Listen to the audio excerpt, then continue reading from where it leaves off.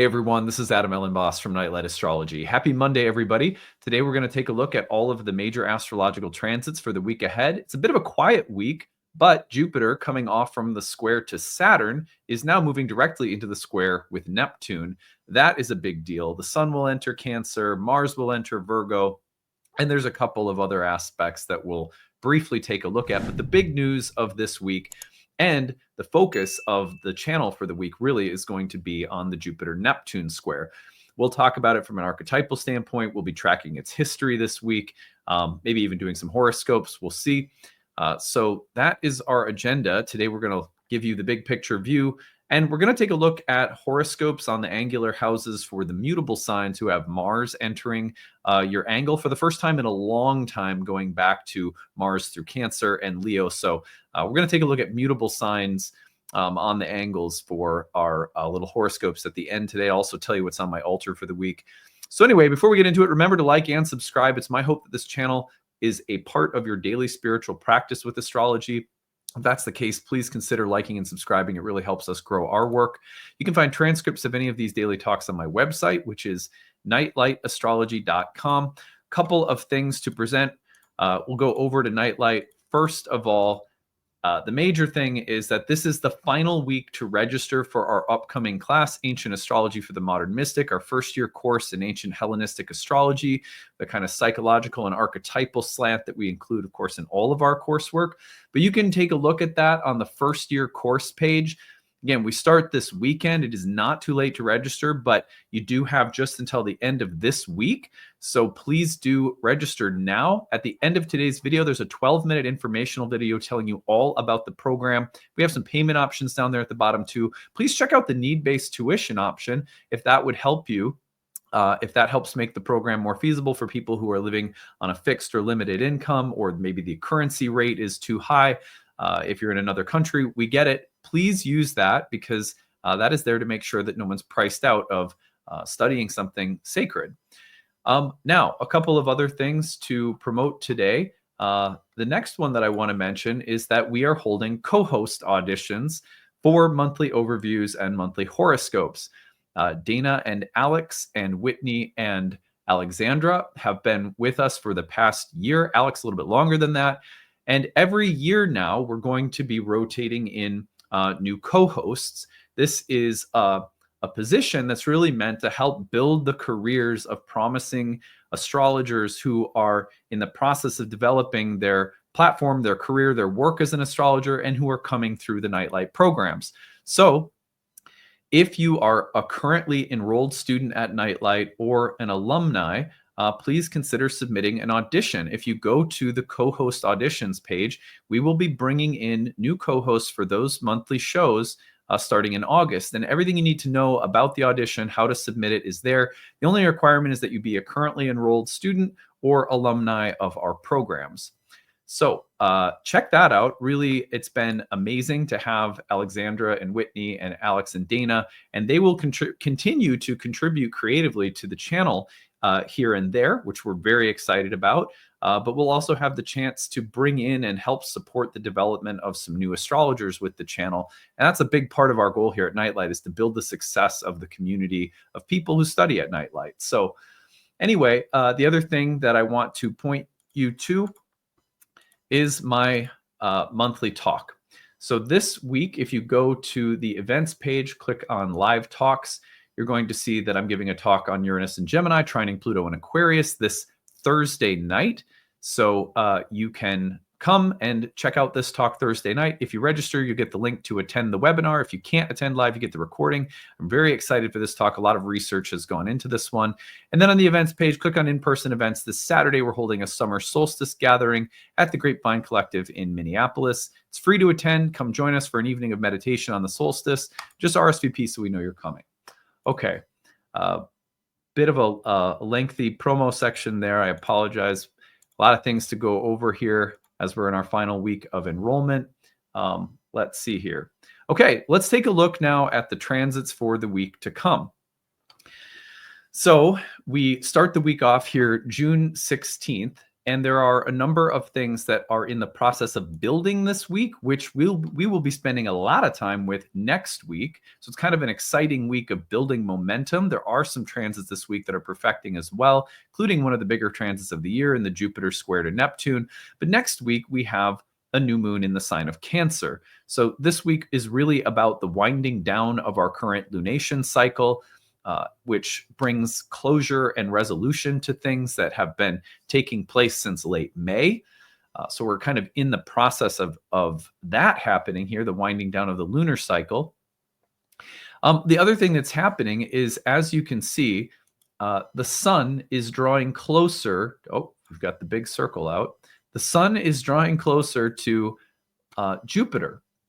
So as the sun crosses into the sign of Cancer, this is, of course, at our summer solstice moment in the Northern Hemisphere, we're now going to see the upcoming cazimi and synodic reset of Jupiter and the sun, which I've spent some time talking about on my channel. So here's their cazimi and that reset moment, June 24th. That's next Tuesday.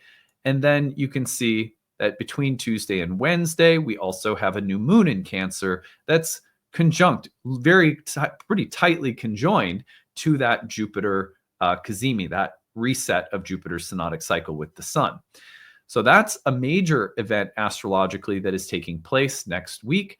The other thing that's happening in the sky that's worth noting is Uranus is culminating at the 29th degree of Taurus and is preparing in the next couple of weeks to enter the sign of Gemini, which it will do on July 7th.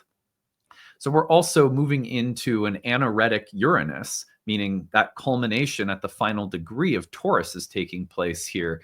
So a bunch of things that are in the process of, kind of like in a process of development this week that we'll be talking about next week. But the news for this week, Mars entering Virgo to start the week today. Now, the reason that I think this is pretty significant is, when was the last time, or excuse me, not today, tomorrow. Today is the 16th, Monday, tomorrow's the 17th, Tuesday. So Mars enters Virgo tomorrow, June 17th. The reason I think this is a big deal is that Mars has been in Leo or Cancer going all the way back to the autumn in the Northern Hemisphere of 2024. So if I take Mars backward here from Virgo, where it's just entering, and I go all the way back to, let's see. Yeah, here we are. Mars is going to come into the sign of Cancer, and then will be either in the sign of Cancer or Leo from September 4th or 5th here, all the way up until June 17th. So that is a long time for Mars to be spending in those two signs. I think on just the basic level of observing changes in Mars, we can forget, Mars has been in the same two signs forever. And all of a sudden we get a very different flavor from Mars, and Mars starts, moving through new signs again. And it's like, oh yeah, Mars can change. Mars isn't simply hammering the same old themes all the time anymore.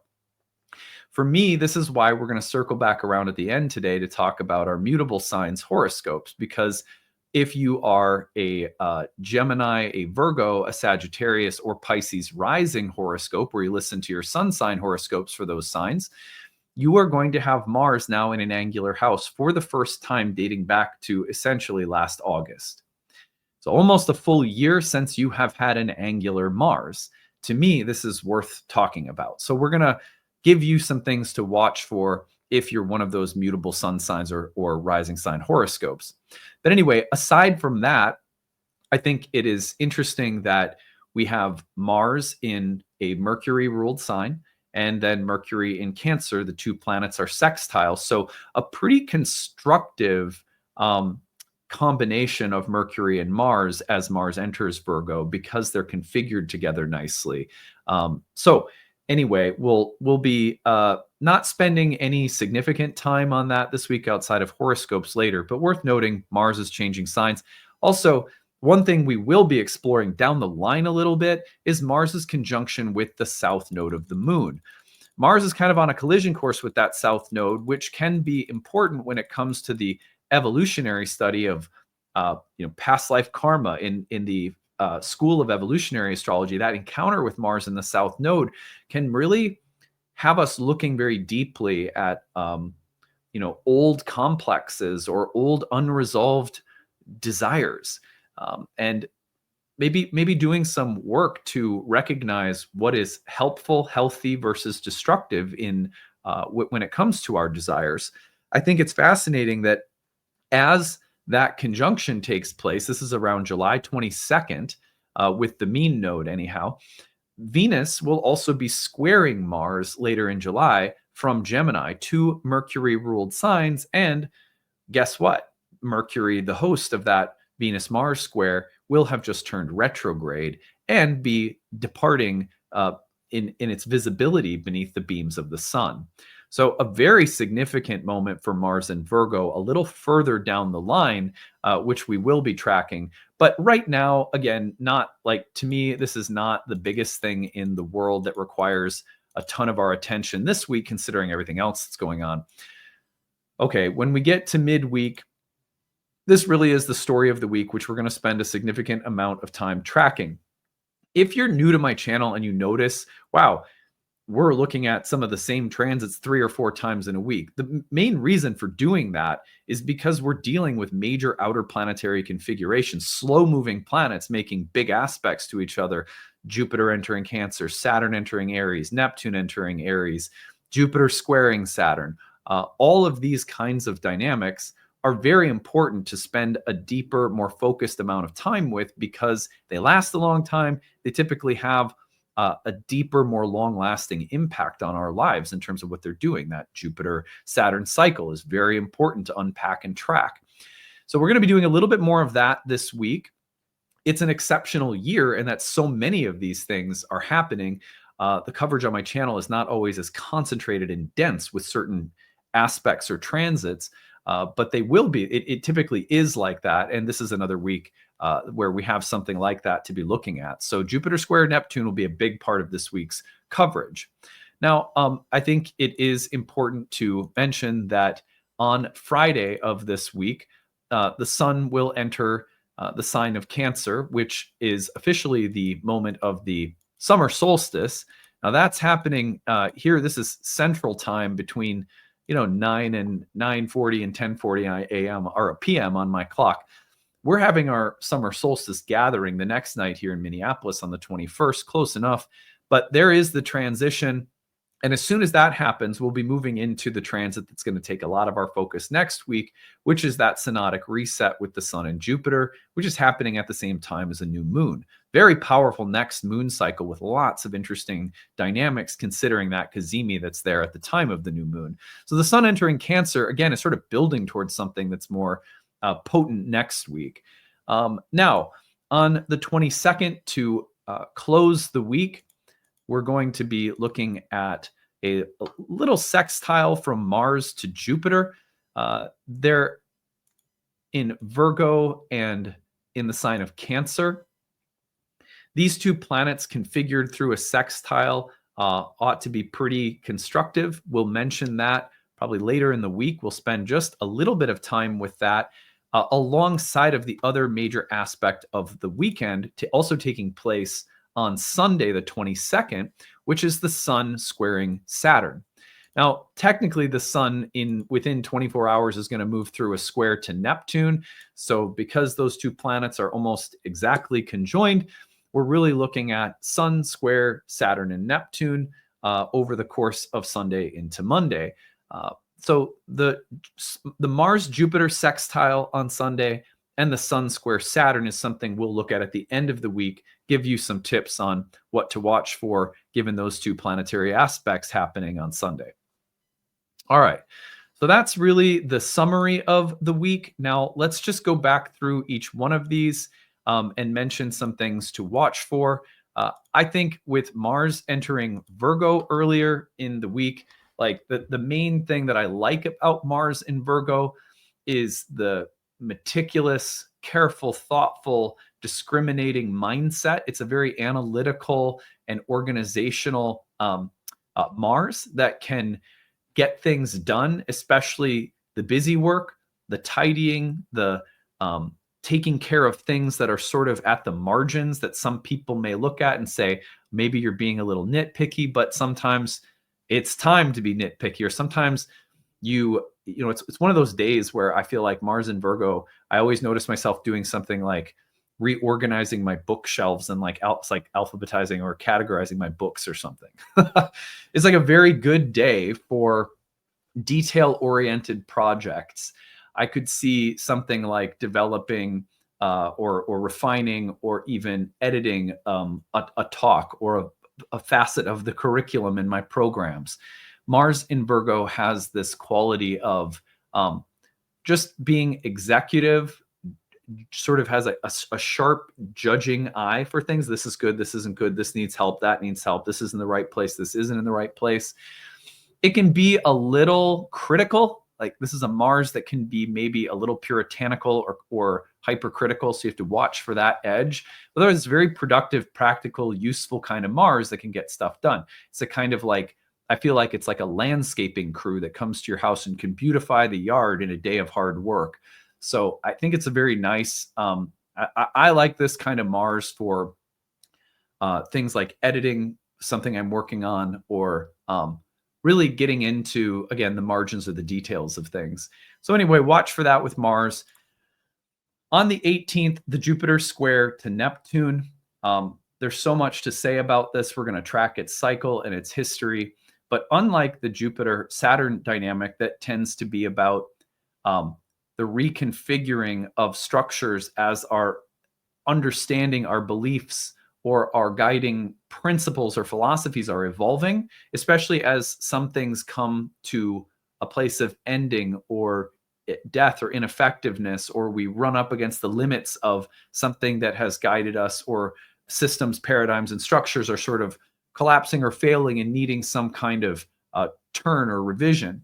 That's very Jupiter-Saturn. Jupiter-Neptune is very different insofar as the two planets come together and often provide a sense of grand, all-encompassing visions or hope or buoyancy or optimism or faith.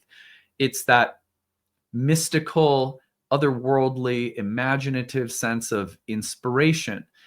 It's a little otherworldly. It can be prone to maybe exaggeration or maybe sometimes a lack of grounding. I think Saturn's probably going to help out a little bit more because it's so closely configured to Jupiter still, but Jupiter-Neptune dynamics are really about the evolution of the creative vision or the spiritual, emotional inspiration that's guiding our lives. Jupiter, when it contacts other planets, is always helping us evolve in our faith, understanding, philosophy, the way that we shape paradigms and structures to provide us some sense of coherence and direction and purpose in life. When it hits Neptune, a lot of that is coming through what's inspiring us, or maybe what we're feeling disillusioned with. And then where is the new inspiration?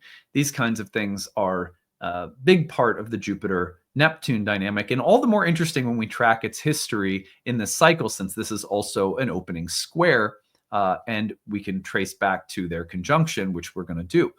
I'll have some stories to share that I think track pretty nicely as well. So anyway, then the sun enters Cancer. We have that summer solstice moment. I'm not going to say too much about that right now. We get the Mars sextile Jupiter at the end of the week. I think that is really helpful when it comes to mobilizing resources or whatever work you're trying to do or whatever you're trying to get done, very practical, earthy things you're trying to build, shape, mold, tangible things that you're trying to create or accomplish. The Jupiter in Cancer is very fertile, and as the new moon is coming through, it feels to me like a new set of resources that can accomplish some very practical things that we might get in touch with, given the sextile between these two planets right before the new moon. Finally, on the same day, the Sun square to Saturn, Sun square to Saturns can be a little bit of a gut check. We can sometimes feel like I like to describe it like, Saturn's in the superior square in this case. We'll talk about this at the end of the week, but like this is right before a new moon, right? So it's happening under a dark moon. How what are we letting go of? What harder limits or realities that maybe feel like a little temporary rain cloud, kind of coming over the landscape of our lives?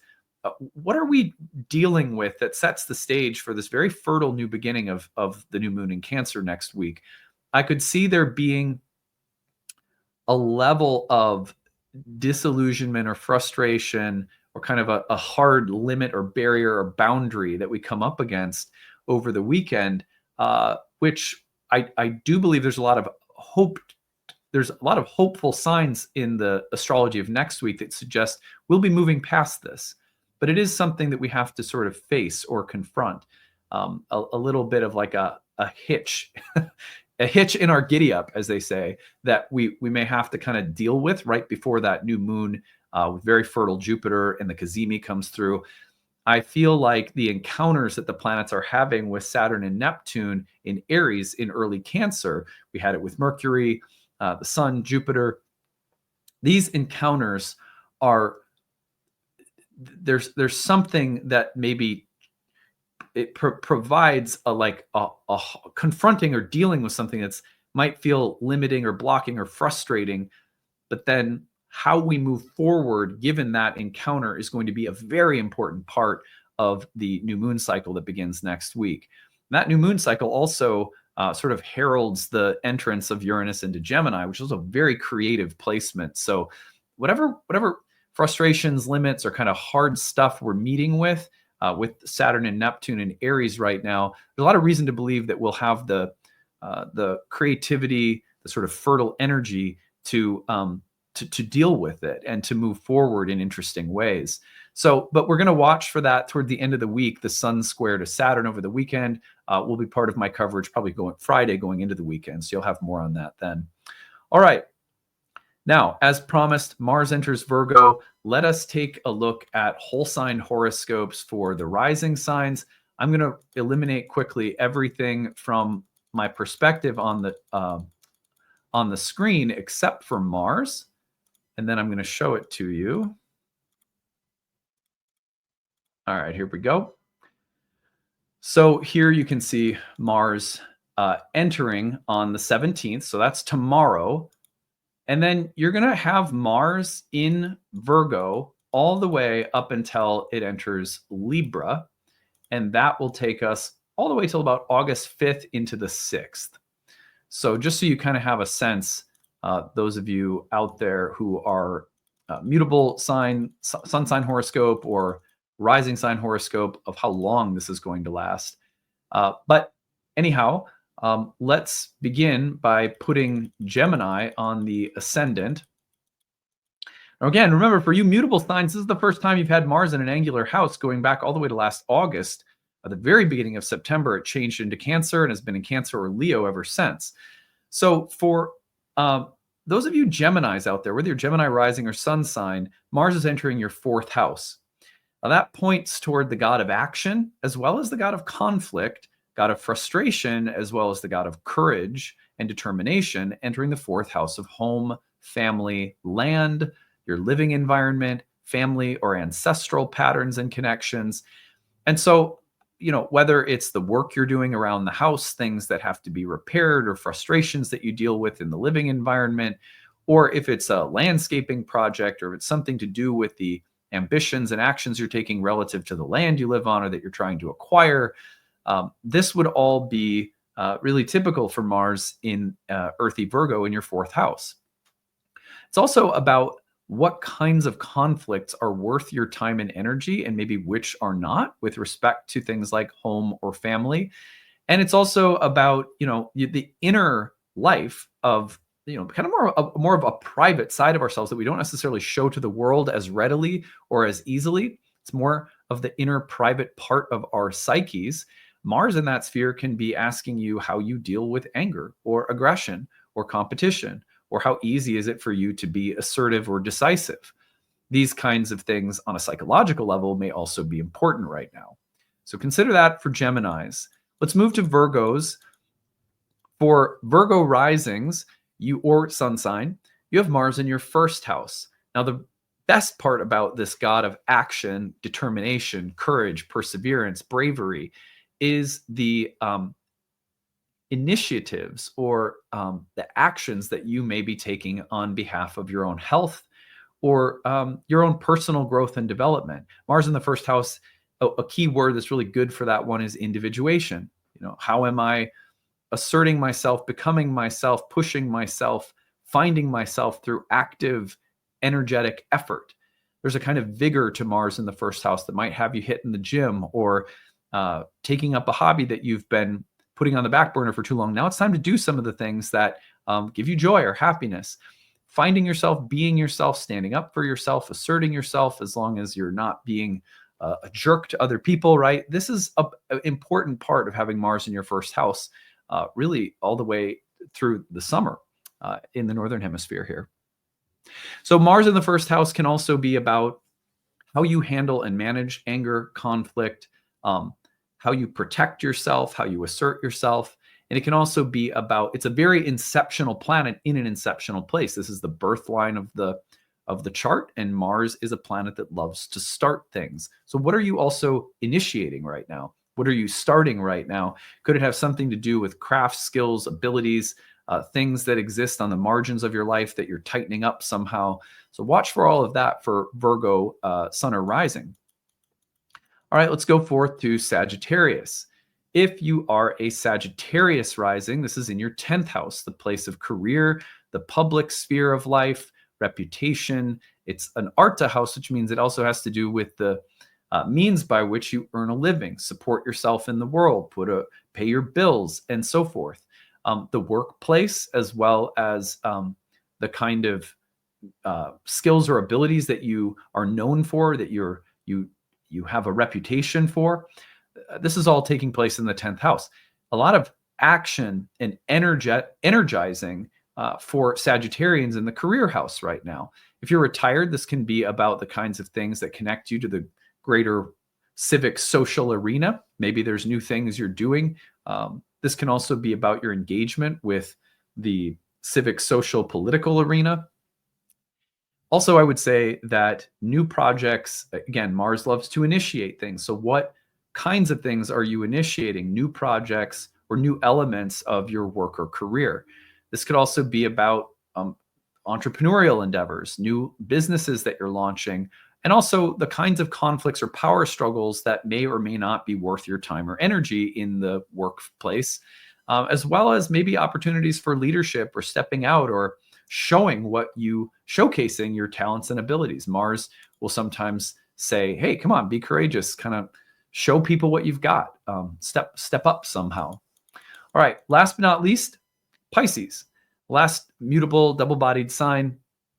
This places Mars into your 7th house of love, relationships, intimacy. It's a Kama house related to happiness and pleasure, interpersonal pleasure, like marriage and romantic relationships, but any other kind of interpersonal dynamic and the happiness derived from it. Mars in this house can be saying more passion, more energy, more action, more fun, more, what are the kinds of things that energize you that you can do with other people? On the other hand, this is the god of conflict and war and hostility entering the 7th house. What kinds of meaningful power struggles or how are you exploring, let's call it power dynamics in relationships? All of those things could be coming up right now. Mars in the 7th can be about the way that certain people energize you and build you up through the energy they provide versus those people who drain you because maybe they cut you down or they criticize you. And there may be a process of discernment or greater discrimination that you need in terms of who's worthy of your time or, who you need to be spending less time with. Mars can bring discord into relationships, but in the 7th, but it can also bring energy and new directions or initiatives that are very creative. When a couple decides to start a business together or when they decide to take an adventure together, sometimes you'll see Mars in the 7th. So be creative and don't want to be too like heavy or, don't want people like feeling like, oh, if you're a Pisces rising, there's just going to be conflict for sure. And it's like not necessarily the case. So be a little creative and watch for the presence of Mars in that house. All right. Finally, what I want to do before we end for the day is tell you what is on my altar this week. So I am going to switch over to the view of my altar. show you what I've got there. So first of all, check out the labradorite on the far right that I picked up. And in this other corner down here, you can see that kind of almost like a honeycomb looking shaped stone. That's garnet. These were a few that I picked up at a local gemstone place in my neighborhood called Jewelweed. Very cool if you're in the Minnesota area. Check out Jewelweed. Anyhow, what's on the altar this week? I always like to show you what I'm offering to the many faces of the divine that are part of my altar, in the hopes that if it inspires you to develop an altar of your own or come up with an altar practice of your own, that you can either use this as a template or get creative.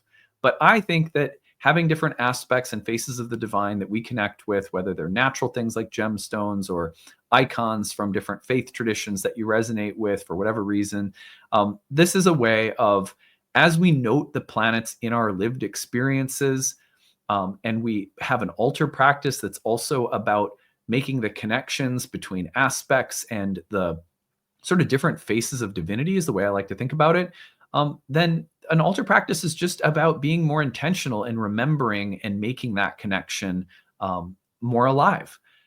So on my altar this week, you'll see my little jug, my little pitcher with stars on it. I've got a strawberry sitting on top of it, and inside is some almond milk. That is a part of what I eat for breakfast every morning. I typically have a little bit of oatmeal and some fruit with a little bit of almond milk. And so for me, this is a part of what I get my focus right now in this altar practice is really on offering things to the divine that help me to remember its connection in basic everyday parts of my life. If I can see the divine in how I nourish myself with my breakfast each morning, I also tend to have a little bit of leftover oatmeal for my pre-workout before I go to the gym. And so, you know, a little bit of fruit, oatmeal, and almond milk. Like now, when I have that as a part of my daily self-care, like my daily diet, I am going to remember. I am going to remember that those substances are filled with divinity. It's a simple connection. It's a, you know, and this is just kind of how I do things, but you can get so creative with what you put on an altar and why. This week with Jupiter squaring Neptune, I also wanted to pick something that's a little bit sweet. So like sweet strawberry and milky almond juice, almond milk, to me are sort of like, there's a sweetness in the air with Jupiter Neptune that I also wanted to capture and connect that a little bit to something that I eat every day. So people sometimes ask me, what do I do with it? So I don't let it sit for too long. Obviously, it's milk. So probably I put it in this morning. Within a couple of hours, I'll typically eat the strawberry, drink the milk after it's sort of been blessed by the altar. That's a part of the Bhakti tradition that is still very, I love it. So, so anyway, but you can also just, you know, compost lovingly or whatever, and then refresh as often as you like. All right, well, that is it for today. Remember, you have just a few days left to register for the upcoming course that starts this weekend. So I can't wait to see some of you in class. The informational video next will tell you everything the program includes. Remember, there is need-based tuition. If that can help you, please take advantage of it. I can't wait to see you there. But we've only got a few days left to register, so don't wait any longer. And we will see you guys again tomorrow. Bye, everyone. Hey everyone, thanks for sticking around. I'm excited to tell you about our upcoming program, Ancient Astrology for the Modern Mystic. It is our first-year course in Hellenistic astrology that begins at the end of June. June 22nd is our starting date. I'm going to take you over to the course page to tell you more about the program and what you will learn while you are in it. So here we go over to the Nightlight Astrology website. You can find this at nightlightastrology.com. Click on the courses tab, go to the first year course. Now this program is ideal for people who maybe have a little bit of background already in astrology. Maybe you've done some studying on your own independently, taken some courses or webinars and workshops, but you're looking to deepen your understanding of astrology. And maybe Hellenistic astrology in particular has been calling to you. I'll tell you more about what Hellenistic astrology is in a minute, but on the first year course page, you're going to find everything that the course includes. I want to make the structure of the course clear first, And then at the end, I'm going to tell you 5 reasons that I think anyone might have for studying astrology, and you can see if you check any of those boxes. First of all, there are 30 classes on the year. It's just a little under a year-long program with 30 webinars. Every webinar is 2 to 3 hours long, including a lively Q&A and conversational section after we finished our lesson for the day. Each of those lessons I lead personally through live webinars, so you can attend those live.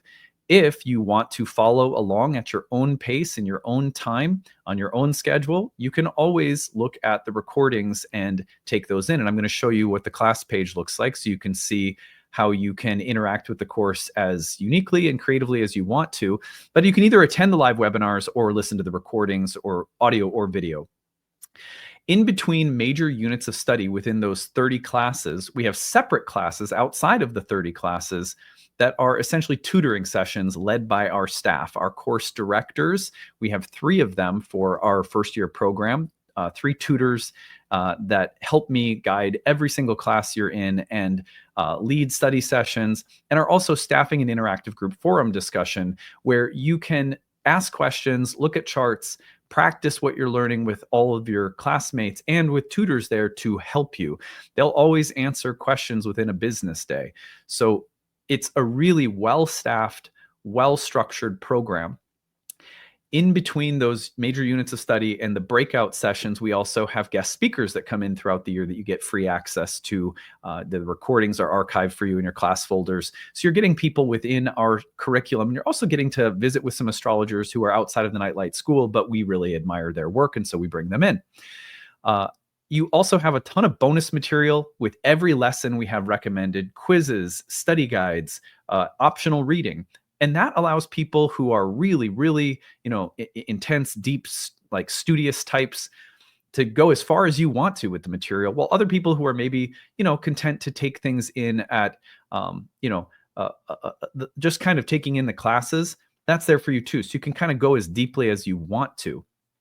The class, as the year goes on, goes through major units of study in ancient Hellenistic astrology. So if you're not familiar with ancient Hellenistic astrology, this is the earliest form of horoscopic astrology. This is where the astrology that you've probably learned today comes from originally.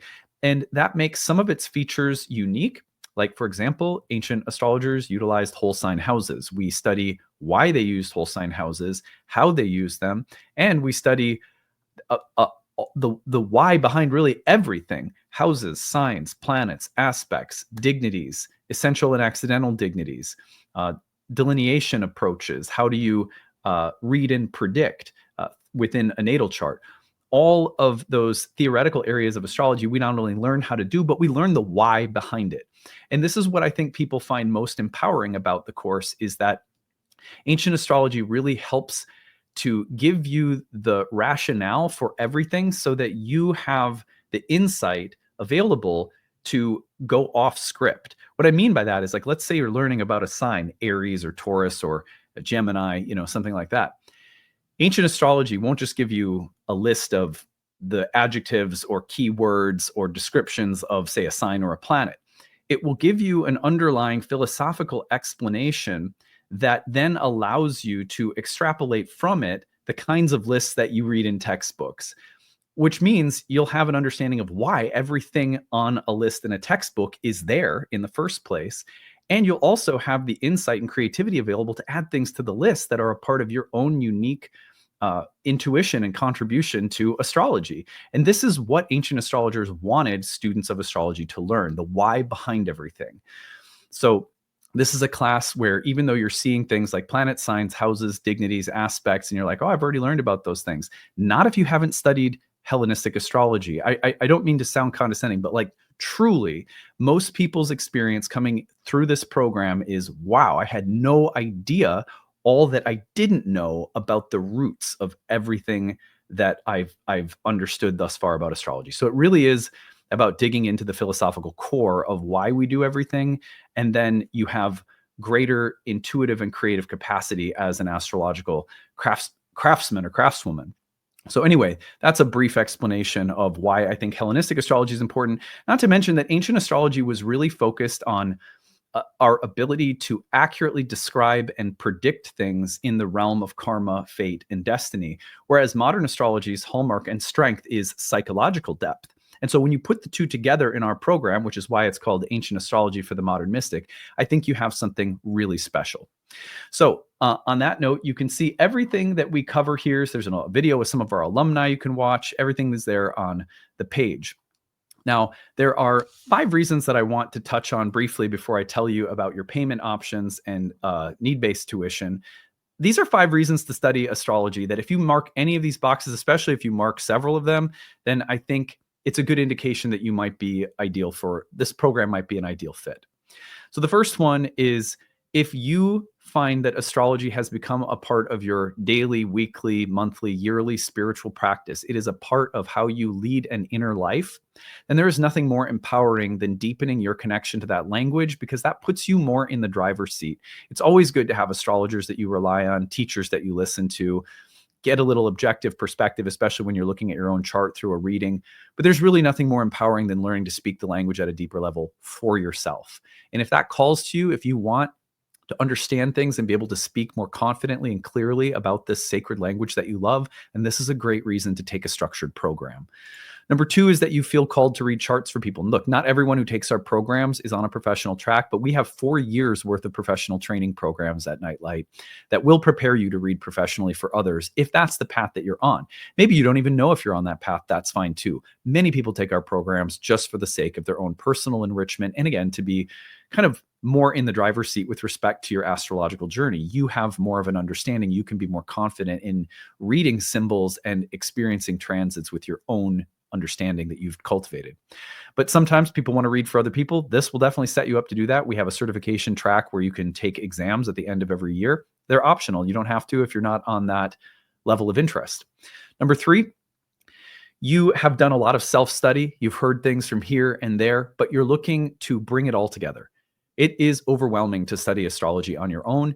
So if you want organization, structure, and coherence, what you're getting in this program is going on 15 years of training astrologers, 15 years of developing curriculum that has in mind the overwhelm that many people experience. And this program is structured year 1, year 2, year 3, however far you want to go with our curriculum, to give you an organized, structured, coherent way of understanding the history and language of astrology from both ancient times to modern times in all of the vastness that the field includes.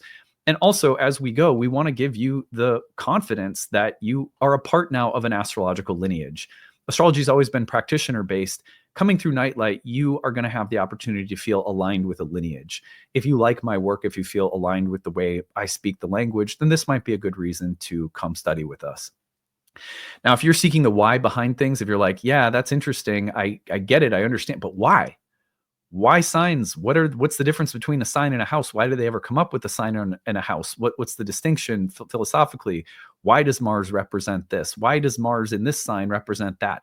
If you are someone who feels empowered by understanding the why behind things, you are going to love this program, because that's how I am as a teacher. That's how I am as a person. And that's what this program is really all about. Number 5, you are looking for astrological community. Look, I think Nightlight is unique in terms of the kind of warmth, acceptance, safety, and inclusiveness that our community includes intellectually, spiritually. We are really pride ourselves on being a peaceful kind of family. I'm a Cancer, right? So it's kind of a family-oriented environment. So anyway, I will end it there. If you check any of those boxes, you may want to consider studying with us. Now, I'm going to take you over to 2 things. I want to show you the dashboard. So here is the Thinkific page. You're going to join this. And on your dashboard, you're going to find any courses that you've enrolled in at Nightlight. And there are many, so you may end up in being involved in multiple courses. And you'll find that they're all there on your dashboard. Click on one of them and it will take you in. You're going to find that on the left-hand side, there's orientation instructions, course information, class links, and calendar, all the technical stuff you need to know when you join the course. And then you're going to find that when you go through the lessons, that the lesson includes the video, the audio, the slides, the transcripts, the Q&A box text if you couldn't make it live and see what people were talking about, flashcards, homework, a bonus PDF with all sorts of additional recommended reading, bonus videos, additional video links for bonus material. So every single time that you want to visit something within the course, everything is nicely organized. So you can see here, I'm going to pause this before it starts going, but you can embed the video right there. It's embedded and you can watch it. And then if you wanted to, you could also, right here, you could also download the video and watch it on your own device. And that's same for the audio as well. And then as you go, you'll see all of the lessons are laid out. The study sessions are also recorded if you can't make those live. So everything is nicely arranged on the website for you. And that makes it a course that if you wanted to take 3 years to accomplish, you could take 3 years to accomplish. If you want to take it for the sake of getting certified, you have the full year plus an additional year to take the exam. So 2 years total that we give people if you're on a professional track. But most people complete the program in a year. And a lot of people, over 50% of our students go on to our year 2 and then our year 3 and horary programs as well. Now, final thing I'm going to show you is right here. You're going to find here is the enrollment options at the bottom of the first year course page. Again, this is at nightlightastrology.com, and you're going to click on the first year course, go to the bottom. The early bird payment saves you several $100s off the cost of the course. That's available till May 15th. Early bird installment plan saves you on the installment plan, regular cost of the course. That's also only available until May 15th. And then need-based tuition. All of our programs include a need-based option where we give you a sliding scale and we say, you pick your monthly tuition number within this sliding scale, which is greatly reduced off the normal tuition price. That is for people who are on a fixed or limited income, receiving disabilities, single mom, whatever the case might be. We want to make sure that nobody's priced out of studying astrology. So you don't have to feel any shame. If that is you, if you need help, if you want to take this, but you need to make it work within a tight budget, we get it. Times are tough right now. We don't think people should be priced out of studying a sacred subject like astrology. So we've been offering need-based pricing for 15 years. Nightlight is a donation-based school. It started that way. We have a sliding scale, so it's kind of like donation. You get to choose your rate anyhow. So if that's something that will help you, please use it. Thank you for listening to this. I hope it gave you a really deep and comprehensive introduction to what the course is all about and why you might find it exciting to come study with us starting at the end of June. So any questions you have about the program as you're visiting the course, email us info@nightlightastrology.com. We'll be glad to talk about anything that you have questions about. We are here and we have a wonderful staff of people at Nightlight who will be a part of your learning experience and are all glad to help you. All right, that's it. We'll see you again later. Bye.